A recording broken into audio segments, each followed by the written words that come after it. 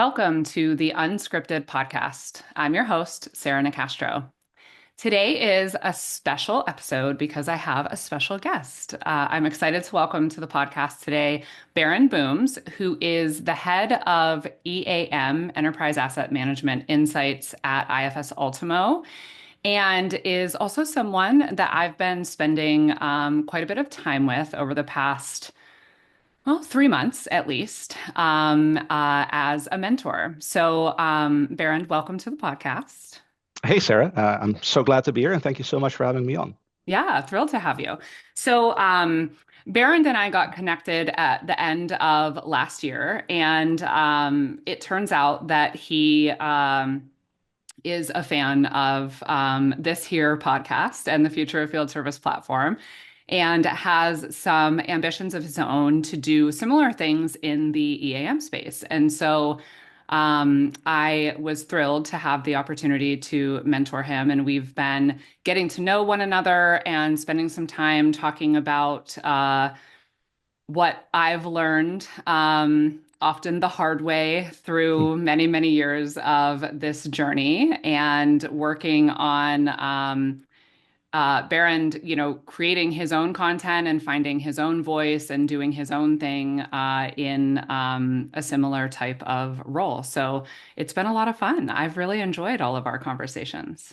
As have I, Sarah. It's what I look forward to most. Yeah, it's really great. And if, I can take any of the lessons I've learned the hard way over the past bunch of years and help someone have a smoother path, then that's wonderful. So it's been really fun. So I'm excited for our podcast listeners to meet you and hear a bit about you. We have kind of a combination of things that we're going to talk about today. We're going to talk a bit about trends in enterprise asset management because that is Berend's area of expertise. But we're also going to talk about, some things that I think anyone in any field or area of focus could relate to. So let's get into it. So, Berend, can you just tell everyone a little bit more about yourself, your background, what you do, anything you would like to share? Yeah, absolutely. So my name is Berend. Together with my wife and my two sons, I live in the Netherlands, and I have been working in sort of the information technology slash software industry for the last 12 to 13 years, I believe. And honestly, I just stumbled into this line of work, really. It was pure chance, but I do think it's a good fit given my background. I have a background, or a degree rather, in European history. And I always tell people that one of the main things you really learn to do well in history, or as a student of history rather, is you get to digest massive amounts of information, and then Hmm. you need to start make sense of them, right? Give a presentation, write a paper, write an essay, that kind of thing. And my work in the software industry is a direct reflection of that skill that I've picked up in my studies. And so over the years, I've held a number of roles in software, most of them on the educational side of software, I would say. So user training, explaining to people how things work essentially. And one of the things that I enjoy most about that line of work is this direct interaction with Hmm. your end user, right? Getting to sit down with them, getting to help them move along in their learning journey. And for me, there's almost no better feeling than seeing those light bulb moments, right? Where suddenly it starts to click for someone and they start to understand how things work. But not only that, they also start to understand what the value of the software that you are presenting to them is and what that is going to do for them on a day-to-day basis, right? So most recently, I have been appointed as the head of EAM Insights for IFS Ultimo. And with EAM standing for Enterprise Asset Management, that is my sweet spot, right? That is my topic that I get to write and talk about a lot, that I get to enjoy and explore. And as said, moving into the role has been fantastic, not in the last place because I get to work so closely with you, Sarah. Yes, it's been fun. Really cool. So I love how you mentioned that you sort of happened into the space. That is such a common theme in conversations that It I is. have I actually was just talking to a team at HDI. So I'm going to be on their podcast in a couple of months, and we were having a bit of a prep call. And it's very odd for me to be on the other side. I Hmm. felt quite I imagine. uncomfortable at first. But it came up, how did you get into what you do? And I said, well, serendipitously, right? Yep. Yep. And so many people can identify that with that. And I think it's interesting, but also it makes me very curious about when we think about, the talent challenges that a lot of Hmm. industries share. How do we create better awareness earlier on of these career opportunities? There's so many of us that have sort of stumbled into it and really Mm. enjoy what we do and have built, a great career in what we do. But, as a child, I wouldn't have even known a role like this existed, or, Yeah. even an older young adult, right? And so it's really interesting. Okay, so to start, let's talk a little bit about the relevance of enterprise asset management to our audience, which is primarily businesses across different industries that what Hmm. they have in common is being service-centric Yeah. businesses. Yeah. Um, yeah, I think, if you look at service-centric organizations, there is a big relevance for enterprise asset management, but perhaps from the outside looking in, that relevance isn't self-evident. But from where I'm sitting, at least, if you have a business that is focused on delivering a service rather than manufacturing or selling or producing goods, let's say physical products, their success is going to depend, first of all, on the quality of the service you offer, the efficiency with which you do it, and then also the reliability, right, of the organization and how you bring those services to your customers.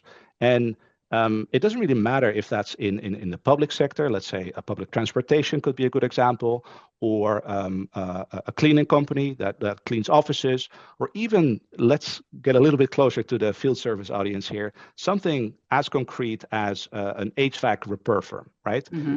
They are all going to prioritize the long-term customer relationships that they're building, and as such, they tend to focus on the more performance-based outcomes, where some of the manufacturing customers that I used to work with, they're all about, hey, the KPI is number of produced units, right? But Hmm. still, it's the same. If you take public transportation, questions such as, is my plane taking off on time? That's super Hmm. relevant. But at the same time, that cleaning company needs to make sure that the office is clean before the first workers arrive Monday morning. And with temperatures being so nice out, the HVAC company needs to make sure that the AC is up and running again before it gets too hot to handle. So what I'm trying to say is your success is very much a measure of being able, to address some of these questions proactively. And in doing so, in delivering a service to your customer, most of these companies are still going to be using a large variety of both physical and digital assets, and they Hmm. need those to effectively run their operations. And your airline cannot operate if the plane is not operational. Hmm. And the other way around, if your plane breaks down, you're bound to make the 8 o'clock news that same evening. So it's important that you invest in proper maintenance, in proper management of your assets. And likewise, that HVAC repair company, right? They rely on their tools, on their Hmm. assets, on their people to provide the best possible service for their customer. And it's really the variety of assets involved in that operation that enable them to keep their businesses up and running and successful. So, thinking about this question, I think there's a couple of good reasons why I think EAM is relevant, even for some of the more service-centric organizations out there, service-centric businesses. And first, but I think it goes without saying, business continuity, or even service continuity, let's call it that.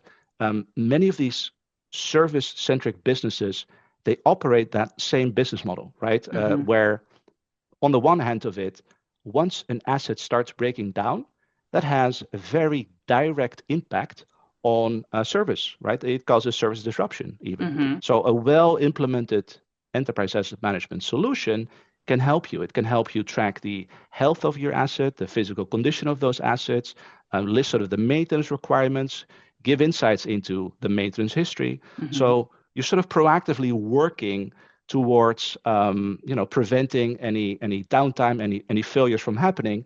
And as an effect of this, you're effectively increasing your service continuity. Hmm. Um, Second of all, business is a numbers game, right? Where money talks at the end of the day, and unplanned repairs, fixing an asset, it's all very pricey to do. It all comes at a price point. And EAM can really help there, right? It helps you control those costs. It Mm-hmm. helps you gain insights into what is required to most effectively carry out such a repair, and allows you, again, to proactively plan, Mm-hmm. proactively work towards a strategy that helps improve the lifespan of some of these assets, which are so business critical. Mm-hmm. What else? Well, maybe I should have started with this, but in any case, compliance, risk management, those are all really important across, most of the industries that we work with. And Mm-hmm. remember how I said that you are going to make the 8 o'clock news if your plane sort of breaks down. But besides that example, many of these industries, they will have very strict regulations, very strict rules that you just need to abide by. Mm-hmm. And risk being a big factor in business, so is mitigation or averting risks as a goal. It becomes a huge goal to work towards. Mm-hmm. And EAM can really, really shine there. It really helps improve your safety levels. It helps ensure the compliance. You're better equipped to meet audit requirements. And it even works towards reaching some of the sustainability goals that as an organization you may have set up. Mm-hmm. Well, I'm not sure if there's a catch-all term for this, but when it comes to the efficiency of a service, right? When you have a service that you offer, it goes without saying that you want to be as efficient as possible so that you give your customer the best possible customer experience.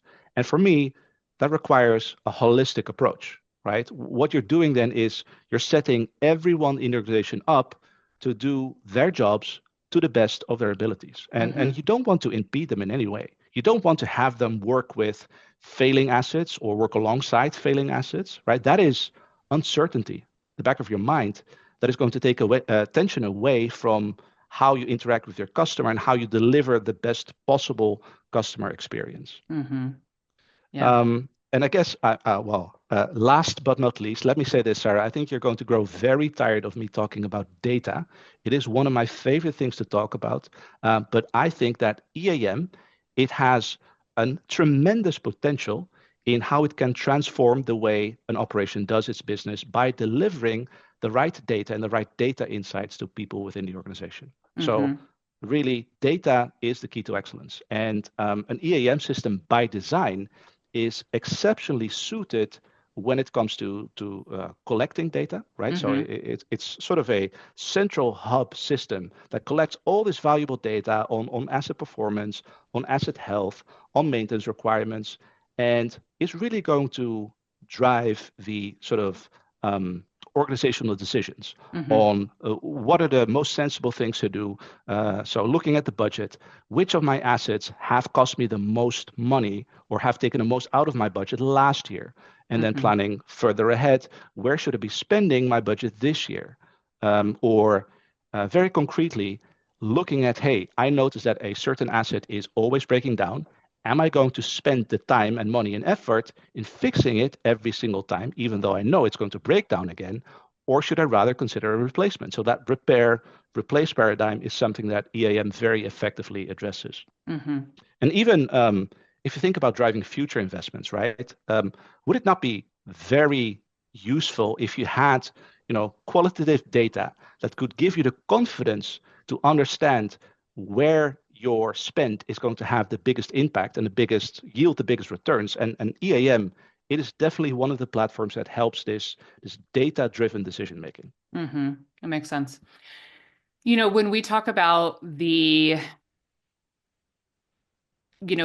today's customer expectations, what do customers want from the companies that they work Mm. with, and how is that driving change? We talk a lot about moving away from reactive service to, proactive, predictive, and ultimately outcomes-based service, and in that sense, we talk a lot about how delivering outcomes, that's not a service transformation, it's a business transformation. So it makes Yeah. sense how, EAM fits right into having, Mhm. like you said, that holistic view.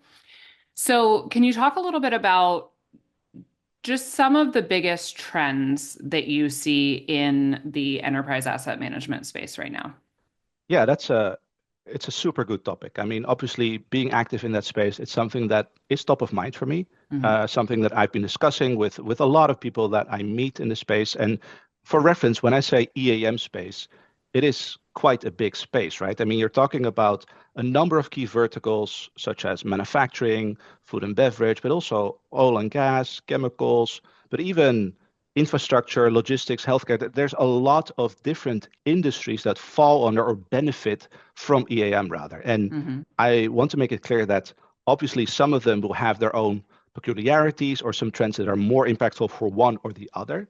But based on the sort of discussions, ongoing discussions that I've been having with industry experts, I do think there's a couple of key trends, sort of generic key themes that are going to shape the future or sort of where EAM is headed next. And the first one, I don't think is going to be a big surprise to anyone.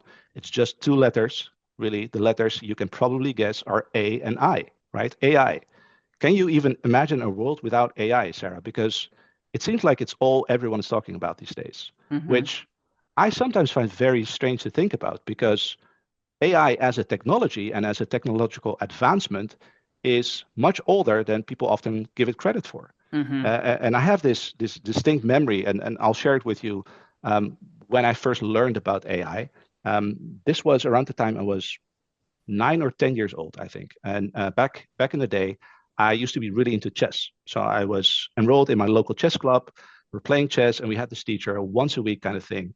And I love chess. And it was also around the time that the Deep Blue supercomputer was produced, right? So Deep Blue supercomputer actually managed to defeat the then world champion Garry Kasparov, which was a fantastic achievement. It's a huge victory, a milestone technological advancement of artificial intelligence. And I was obviously very young, so oblivious to the whole impact of the situation. But I do remember my chess teacher at the time being not too happy about it and saying something along the lines of, oh, well, things are never going to be the same again. And even though I'm not sure that this was a very accurate statement because it's been a long time since Deep Blue, now look at sort of rise to prominence of generative AI, Hmm. right? Large language models and what they do.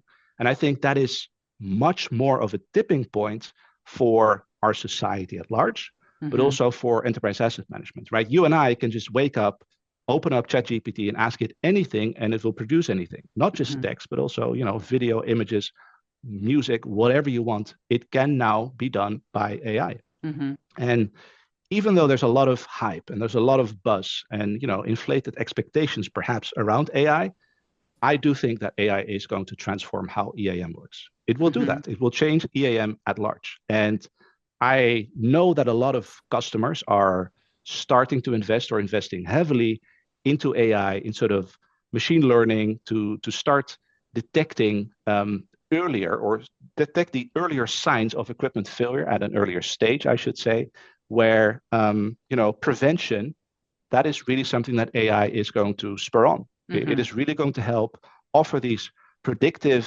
insights or predictive maintenance insights that you need to be more proactive. But Hmm. even beyond that, right? Obviously, machine learning and large language models, they can do wonders for preventive maintenance. But think about prescriptive maintenance. An AI or large language model can pick up on, I noticed that a particular thing is a regular occurrence. You should do A, B, and C to remedy this. So they can Hmm. actually start prescribing what you need to do in order to extend the lifespan of your assets. Hmm. And that whole transformation has been at pace in such an insane, fast, fast changing way that Hmm. more and more customers are now, or more and more users are now able to start using this technology successfully. So AI obviously is here to stay, and it is Hmm. going to change a lot of what we do in EAM as well. Hmm. Um, Beyond AI, a more personal favorite of mine, a topic that I rather talk about and I like to talk about a little bit more. And also very happy to see that it both has been a trend for a long time, but it continues to be a trend for years and years to come, is the awareness and sort of increased importance of sustainability. Hmm. And as I said, it's been around for a long time. It will be there for a long time to come, despite some of the geopolitical changes that we see in the world. But my observation is that the real difference in sustainability is that it is no longer just an afterthought. It is no Mm-hmm. longer something that comes with asset management that you need to address when you do asset management. Instead, more and more, I see it becoming a driving force, right, Mm-hmm. behind decision making, behind how businesses operate. And especially if you start to look at the asset intensive industries, right? So Mm-hmm. automotive, but also utilities, transportation, but even healthcare, right? All of these industries, they're under a lot of pressure to start reducing their emissions Mm-hmm. and start being more efficient with their energy usage, start moving towards this more circular motion or circular practices when it comes to doing business. And I wrote a piece on this, and one of the stat lines that stood out to me is something that was released by I thought it was the US Environmental Protection Agency, I'm not sure, but anyway, they did a research on manufacturing and raw materials, and those two sectors combined make up 25% of global emissions, which is crazy to think about. And Mm-hmm. then manufacturing in itself consumed one third, so 33% of the world's energy in 23. So that again highlights the importance of this transition, of this shift. And EAM really is a key enabler for that shift, Mm-hmm. I think. It can help track some of the KPIs that go into making it successful. It supports strategies that extend the asset lifecycle or sort of lifetime of your assets, while also limiting the impact to the environment and to society and the direct workforce, etc. Mm-hmm. And yeah, it makes me think. So this question, I'll tell you what, makes me think of a recent discussion that I had with our VP sales for Americas in Ultimo, right? And her and we were talking about the concept of purposeful production. And I just love that concept. The whole idea is that while you obviously, as a business, you want to make a profit, you want to make money, you're not only mindful of the impact that your organization has on the environment and on people, you actually start to frame this as a driving force behind the Mm-hmm. way that you do business and the way that you treat your investments and your advancements as an organization. So you're starting to frame more of a narrative of how can we be successful, but at the same time, how can we be mindful and do it in a sustainable way? Mm-hmm. And I think, or I hope, that smart and sustainable asset management, where organizations can really start to make sensible decisions that are to the benefit of both the business, but also the environment, will create better alignment between those business objectives on the one hand and the sustainability goals on the other hand. Mm-hmm. So ideally, you would be creating a win-win situation for both of those. Yeah.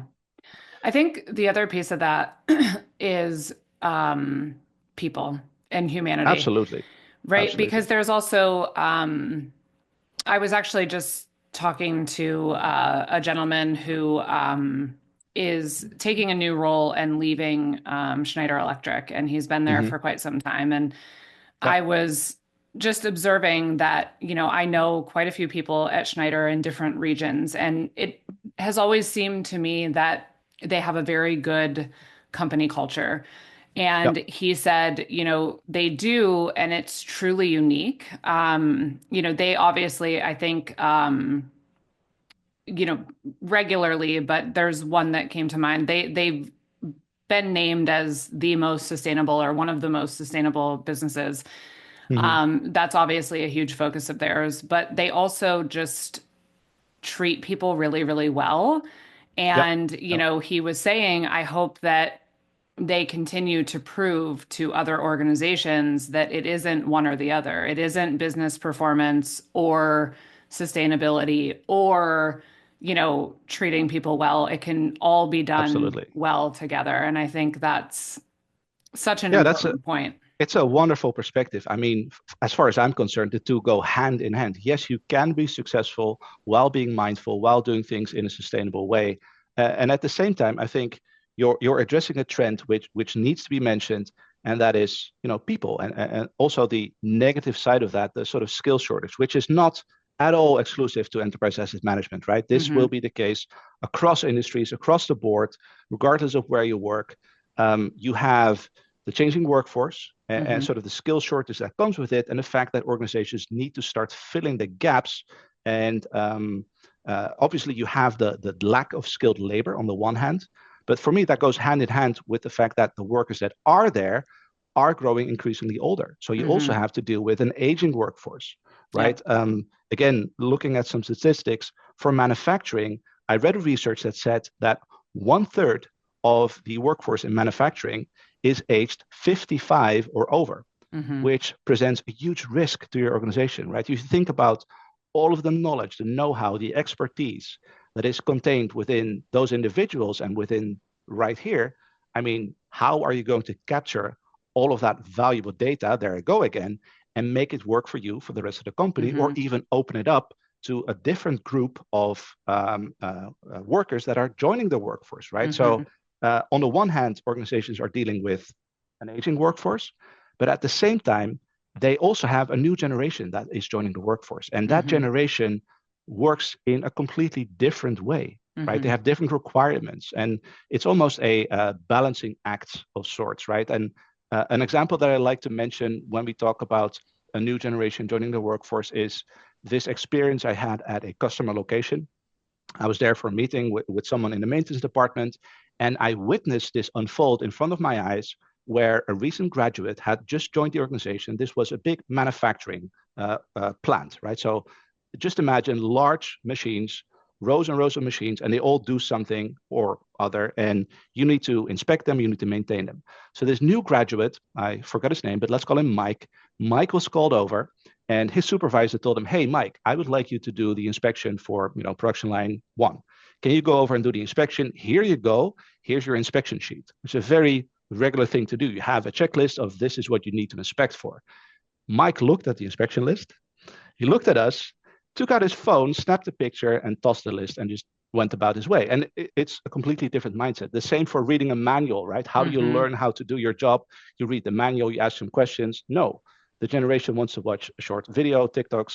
It's completely different, Hmm. right? So um, you have this challenge as an organization where you need to retain what is there and also look at all of the knowledge and know-how and expertise that lives in the heads of your senior staff. Hmm. How do you open it up to that new generation? And yeah, it's about not only investing in technology, I think it is also investing in people, and that's a Hmm. very worthwhile investment if you ask me, right? Yeah. You're starting to answer very fundamental questions of how do I invest in retaining my workers? Hmm. How do I enable them to the best of their abilities, give them the best possible tools, the best possible toolkits to do their jobs efficiently? And on the other hand, how do I attract talent and make my company attractive for that talent to work for? And how do I get them onboarded fast enough so they can start adding value from the Hmm. get-go, from day one, right? Yeah. And a concept that bridges the gap between those two sort of disconnected areas is the idea of the connected worker, Hmm. where basically you have a parallel investment stream, both in technology and people, so that you Hmm. end up with a workforce that is proficient at working with modern technology, right? Yeah. With virtual reality glasses, augmented reality, smartwatches, wearables, the kind of immersive technology that can make a difference, that can Hmm. help you tap into central data repositories, or it can even enable you to call up a remote coworker to help you out, look over the shoulder kind of thing. So Hmm. EAM there is an enabler again, because it brings together sort of the technical side of things. It connects all of the technology together with the data that you need to work efficiently. Right. We had a podcast a week or so ago with Michael Potts from ACO Engineered Systems, and I really, really enjoyed talking with him. It was all about how to win the talent war, and he just had some very it his. I felt like he brought a fresh perspective, Mm. because when you were just saying, this is an opportunity for the connected workforce and virtual reality, like I kind of chuckle to myself only because you start to sound a lot like a vendor Mm-hmm. I do because, that sometimes. and it's okay, but it's the reason I say that is because you aren't wrong. It's just that there's a gap between capability and adoption, right? Absolutely. So there's companies that are just multiple steps away from those types of technologies that are readily available and could be Hmm. Hmm. certainly valuable before they're going to be ready for that. And that's where to me it gets very interesting, to understand the Yep. layers of, even how you just outlined. It's about retaining your workforce, it's about equipping them with knowledge, it's about attracting new talent. Like, it's easy to bullet point these steps, but when you really dig into, like, okay, but how would you do that? That's when you Yeah, start to absolutely. understand the significance of the complexity of each of those. Hmm. And when you put that all together, and then you also acknowledge that for most of these leaders, whether it's a leader of a business at large, a leader of service, a leader of asset management, grappling with that challenge isn't even their full-time job. No, it's not. It's like, okay, all right, so I get it. It is incredibly challenging. But what I liked about what Michael had to say is the willingness to change. He Hmm. really truly understands that now is a time that you just have to really shake things up. You have to break out Absolutely. of the mold. You have to think differently. He talked about some of the kind of strategic bets that they take. So one Hmm. thing he said is, I would rather run lean than bring in people that are not the right people. So that's Yep. a choice that I'll make. And, we talked a lot about, well, who are the right people? And I think I also appreciated that, not necessarily in the live podcast, but in our prep call, I really challenged him a few times, Hmm. pretty directly, because I just wanted to understand where his mindset was. Like, he said, like, well, they need to be a cultural fit. And I said, okay, so are you just trying to create a homogenous culture of people that are like the norm? Right. Like, what do you mean by that? And he just didn't balk at that. Like, and I just really appreciated his perspective. So it would be a good one for anyone to go back and listen to. Anyway, I'm getting us off track. Okay, so we have a lot more I would like to get to and not a lot of time left. So let's close out the enterprise asset management piece kind of with, if you look ahead 5 years, what do you think will be a couple, one or two of the biggest ways that Yep. EAM will have changed? Yeah, that's good. Let me think about the top one or two. I mean, if I look ahead, um, I think first of all, I think EAM is going to be more commonplace. And by that, I mean, it is going to be more part of the business imperative, Hmm. where EAM is going to find a more solid footing in the way that it integrates into sort of the technological landscape, right, if you Hmm. will, where it either integrates with critical other software systems such as ERP or your CRM or your supply chain management. EAM is going to find a more prominent position in that business ecosystem, I would Hmm. say. And that can either be through, as I said, integration, where you can take a pure play EAM product that does EAM really, really well, and then integrates really, really well with other software, or it is by design, where you Hmm. can have, let's say, an ERP solution that also offers EAM capabilities, right? Hmm. But whatever happens, what this is going to do is create this more holistic view of your Hmm. operation. And if you start to think about data, here I Hmm. go again, that flows out of your ERP, and you now connect that with all of the information, asset information that is stored in your EAM, suddenly you're not only looking at ways to optimize your asset management strategies and your asset performance, but you're starting to think about, hey, resource allocation, my resource spent, right? Hmm. It's a very good transition to consider, right? Or even inventory management, spare parts management. It's not only so much about how they're managed, but also how they're sourced, how they're ordered. It is going to do wonders for the bottom line, Hmm. but it is also going to minimize sort of delays on the shop floor and any of sort of downtime because of it. So in the end, that holistic view Hmm. is going to uplift decision making. Mm-hmm. And everyone is essentially going to be looking at the same data, is talking about the same data. So you're generating this new level of consistency. And from that, I think we can find more or emerging operational collaboration or communication. So more strategic possibilities across the business, I would say. Mm-hmm. Yeah. That's on an organizational level. I like to talk about things on an individual level as well. So one thing that I think is going to happen, that I see happening, is there will be a surge in demand for people with more analytical skill sets, right? Yeah. People that know how to work with data, that understand data, that can drive meaningful conversations and gain meaningful insight. So it is going to open up sort of possibilities for people in those fields, right? Mm-hmm. Data majors, data science majors. We will see a rise in data related roles. And EAM will start branching out to now include a different type of user who will have their place at the table when it comes to making these data-driven decisions. Mm-hmm. And again, that will have impacts as well. If you're looking at hiring new talent, that is something to look out for, I would say, in the future. Mm-hmm. Yeah, that makes sense. Okay, so shifting gears just a bit. One of the things that people who lead service and people that manage assets have in common is that they constantly have to juggle competing priorities. Mm. And you and I have talked about the fact that this isn't dissimilar to the juggling act of being a working parent. We both have young Right. children, and That's right.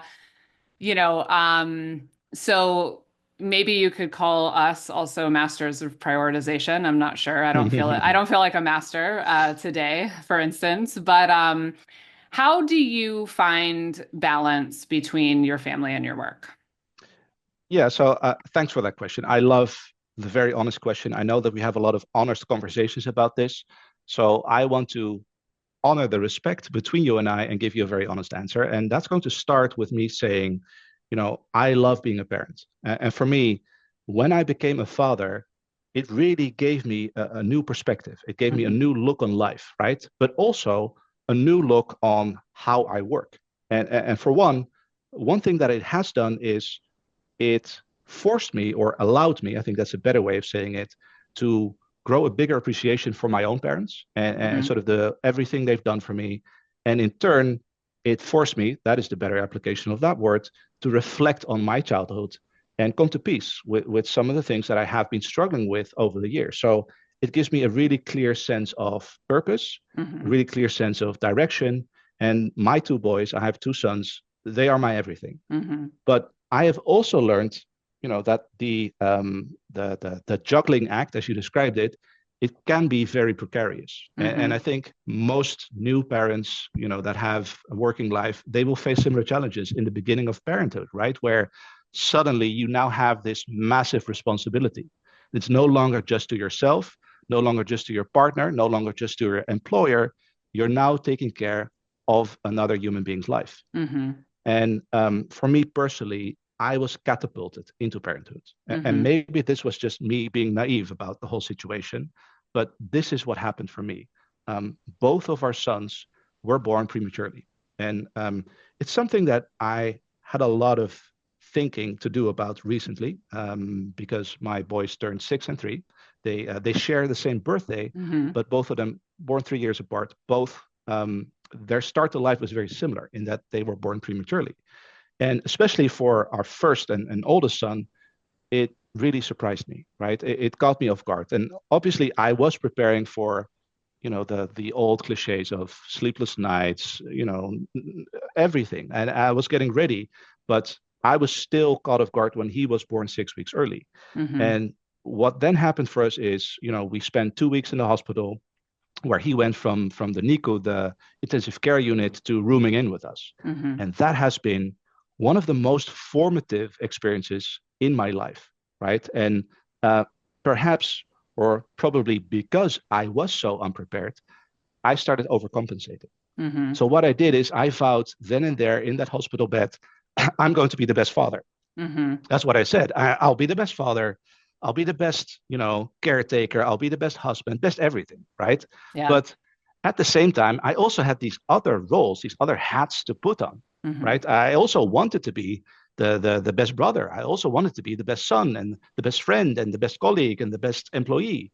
All of these things, while the reality of the situation is you cannot do that. You cannot Hmm. do that without starting to prioritize your time. You Hmm. need to start thinking about yourself. You need to start thinking about your own physical and mental well-being, right? Hmm. So at the time, I had a conversation with a therapist that I was seeing, and she suggested that we do this exercise where I got to look at my energy, my sort of devotion and attention. And if that was a full sum of 100%, how much of that 100% would I divide up and assign to each of those roles, right? Hmm. So to being a father, a husband, a family member, friend, etc. And the point of the exercise is to face the reality that you just can't. You Hmm. cannot be the best father 100% of the time Hmm. and also be the best employee 100% of the time. And it is okay not to be. Yeah. And that's something that it took some time for me to learn, took considerable effort to get there. But the only thing that you can be is the best possible version of yourself. And that's Hmm. how I approach being a working parent, right?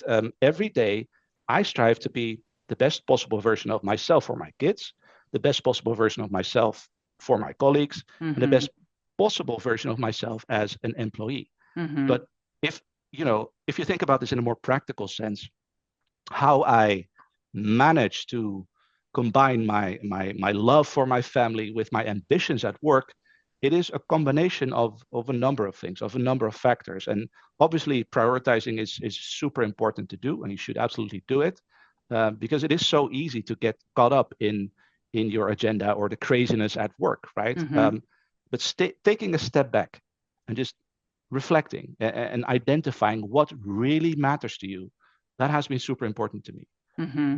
I enjoy a large degree of flexibility, both inside and outside of work, which means that I will see to it that my work is done. Hmm. I will see to it that the quality that I think it deserves is there and that I deliver. But I will also make sure that I never miss a dinner and I never miss a bedtime story because Hmm. those are the things that matter to me on a personal level. Yeah. And yeah, to do that, you need to be really transparent, right? You Yeah. need to not only set those priorities, but also be very clear about them, be very open and vocal about them. And one of the ways in which I do that is I have a slot blocked in my calendar every single day because that is the time that I reserve for me picking up my son from school and spending Hmm. time with him. So I tell people I take no meetings in that Hmm. slot, right? And I just know there's nothing going on for work. So I can give him my full attention. Hmm. And in turn, that allows me to focus on work when he is at school or when he's otherwise engaged, right? Hmm. So I guess sharing this, it's one, but it's also coming up with a system that works for you, really. I Hmm. mean, like you, I travel for work, right? I go to conferences, I go to trade shows, I go to events, I do media things. And when I do that, I like those things, but they come at the price of not being with my family. And I Hmm. can really only do that by planning ahead Hmm. and by sort of creating a structure that works for me and for my family. And by Yeah. getting the support of my wife, of my parents, of her parents, this little social support network, right? That Hmm. is what allows me to do what I do. And that is what allows me to fulfill some of the ambitions that I have. Hmm. And one final thing I think I want to say on this is it has also forced me to rethink my approach to work and my approach to my work deliverables. I used to be, or I can be, I think I'll be very honest, I can be very obsessive with quality and, it needs to be done in a certain way. I want to do it myself, that kind of thing. I'll give Hmm. my full 100% because I know I'll do a good job at it. But I've also started to understand that a work-life balance, it's not about perfection. It's about the intentional choices that you make every single day, Hmm. right? Which for me means that I'll have fantastic days where I'm at the office, I'm super productive, and I'll get a lot done and I'll feel great. But I'll also have days where I'm home because one of my kids is homesick, and I'll spend the day sitting on the couch, cuddling, watching movies. And that's perfectly fine, right? So Hmm. perfection, that's not the goal. It's not a KPI that I strive for. Hmm. What I strive for is to be there. right? I want to be there every day for my kids as a father, and I want to be there for my employer as an employee and as a colleague. And in doing so, I want to do that as the best version of myself. Mm-hmm. Yeah, I love it. I think, I love hearing you talk about this because I think it's really good to hear more men talk about how important this is to them and also, how they work toward finding the right blend for Yeah, their lives.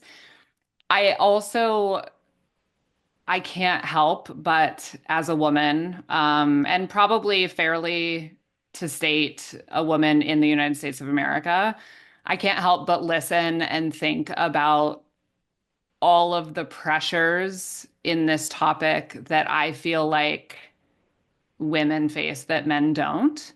That's a absolutely. podcast for another day. But it just bears mentioning, I think, because there's a whole other element of what this looks like when you are a woman doing the same things you're doing Absolutely. of, perception, judgment, Mm. mental load at home, all of these different things. Yep. And there's just still a long, long, long way to go before if ever. I mean, don't get me started because things are moving backwards here instead of forwards. But I think like you, I said this before we even started recording. I'm very hard on myself. Mm. And I'm working on that. But I think a lot of that comes from, like you mentioned, this, your commitment or desire to do it well. I think part of that comes from a sense of if we do everything right, we can control the outcome. And that's just That's not right. fact. And I think becoming a parent really makes you grapple with acceptance of how little you actually control in a macro sense. Um, and the only other thing I would say on this topic is just that there is no real balance, like day to day, right? Like Mm. it ebbs and flows, I mean, there's times where I feel like I'm not spending as much time with my kids as I would like because I have commitments that I need to address at work. And then there's Mm. times where, we're going to be going to Costa Rica week after next, and I'm not even going to think about work. And so it's Lucky not you. about like 50-50 day to No, day. it's not. It's about the overall cumulative effect of your efforts. And I try and remind myself of that. So yeah, but it can be tough, for It sure. can be tough, but that's why I'm so grateful that you had such a great personal question and you allowed me to give that personal answer because it is something that we need to talk about. And Hmm. I appreciate the platform for doing this. I know I'm just one guy, I'm just one father, but I know there's others out there, and I know there will be others, after me. So, Hmm. if anything, I think this serves as a reminder that parenthood is a wonderful thing. And Hmm. despite sort of all of the professional obligations that we have, professional interests that we have, and aspirations that we might share, you know, we're all home at the end of the day with the ones that we love most. So Hmm. let's pay some attention to those ones. Yeah. Yeah. Okay. Well, we're going to wrap there because we went over our time. We did have some questions we didn't get to, so maybe we'll have to do a part two at some point in the future. But thank you for coming on, Berend, and sharing some of yourself with my dear community. I appreciate it. It has been an absolute pleasure. I look forward to the second part. Absolutely, Sarah. But thank you so much for having me. Yes, absolutely. It's been a lot of fun getting to know you and working with you on some of your objectives, and I'm excited to continue that. So thanks. Likewise. You can find more by visiting the home of the Unscripted podcast at futureoffieldservice.com. The podcast is published in partnership with IFS. You can learn more at ifs.com. And as always, thank you for listening.